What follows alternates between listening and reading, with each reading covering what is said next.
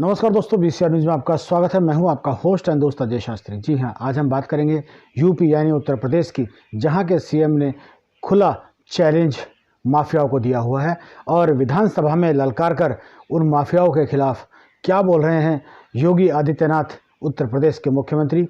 आइए आपको लेकर चलते हैं विधानसभा में। प्रदेश में बहुत सारे नए कार्य भी हुए हैं, जिसमें एक यहां पे अगर आप देखेंगे गैंगस्टर अधिनियम के अंतर्गत 12,032 अभियोग पंजीकृत किए गए हैं और 37,511 अभियुक्त भी गिरफ्तार हुए हैं। लगभग 1,000 करोड़ रुपए की संपत्ति जब्त की गई है या ध्वस्तीकरण का कार्य भी संपन्न हुआ है। जिन माफिया और अपराधियों को पहले सत्ता अपने बगल में बिठा करके गौरव की अनुभूति करती थी और प्रदेश के माहौल को डरावना बनाती थी, मुझे लगता वही चित्र उन बच्चों, 2.5 साल के बच्चे के मन में होगा जो टोपी पहन करके कहता है, अरे साहब मम्मी गुंडा, इस प्रकार के शब्दों का इस्तेमाल करता है। वह भयावह दृश्य रहा होगा। आज का भी है सबके सामने, हर व्यक्ति देख रहा है आज क्या स्थिति है। आज तो कोई संगठित अपराध या अपराधी माफिया इस तरीके से नहीं कर सकता है कि कहीं जाकर के किसी सार्वजनिक संपत्ति जबरदस्ती कब्जा कर लेगा। जबरदस्ती नहीं कर पाएगा और इसकी छूट भी नहीं दी जा सकती है। ये कार्यक्रम इसी रूप में हो रहे हैं, लेकिन मैं जानना चाहूंगा इन दलों से कि उन माफियाओं के साथ रिश्ते क्या हैं, इन लोगों के क्यों बचाने का प्रयास कर रहे हैं। थोड़ा अपने नेतृत्व से पूछ लिया करिए कि भाई क्या रिश्तेदारी निभानी है।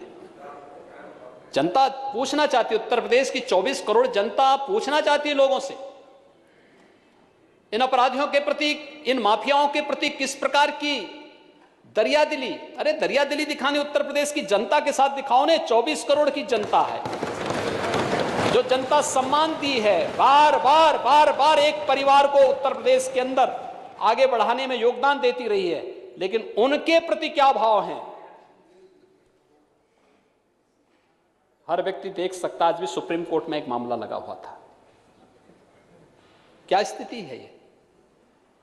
सरेआम एक माफिया और एक अपराधी को संरक्षण देने का काम हो रहा है। ये क्या तरीका है?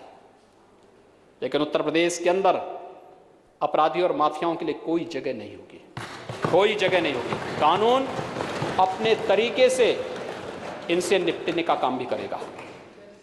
अगर किसी ने किसी गरीब, किसी मजबूर, किसी नागरिक, किसी किसान और किसी व्यापारी का अपहरण या उससे जबरन चौध वसूलने का प्रयास किया, फिर तय कर लें कि उनको कहां रहना है। उत्तर प्रदेश में हम लोग इसकी कोई छूट नहीं दे सकते, किसी भी स्थिति में नहीं देंगे। उत्तर प्रदेश के अंदर ये चीजें नहीं हो पाएंगे। और मैं इसीलिए पूछना चाहता हूं कि भाई आप पूछें अपने नेताओं से, राष्ट्रीय नेतृत्व से पूछिए कि उत्तर प्रदेश का गुनाहगार पंजाब में क्यों शरण पाया हुआ है। पूछ तो लीजिए एक बार।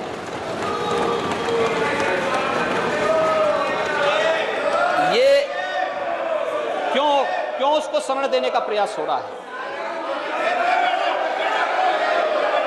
ये क्या हो रहा है?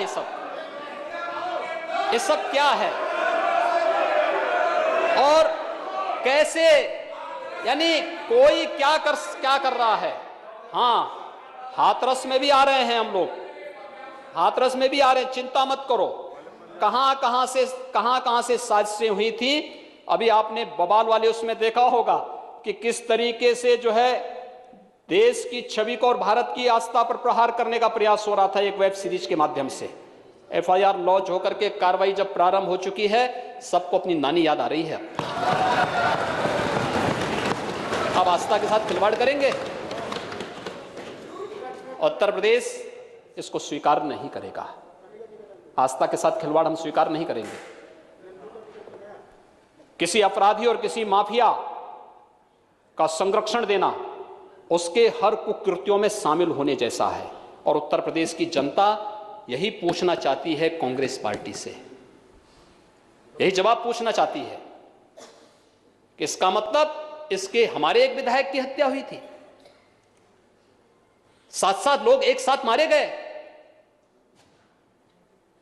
और उस सबके बावजूद भी, इसके बाद भी ये लोग नैतिकता का लवादा ओढ़ करके देश के सामने आते हैं, इस प्रकार की स्थितियां पैदा करने का प्रयास करते हैं और न्यायालय के कार्य में हर प्रकार से हस्तक्षेप करने का प्रयास किया जा रहा है।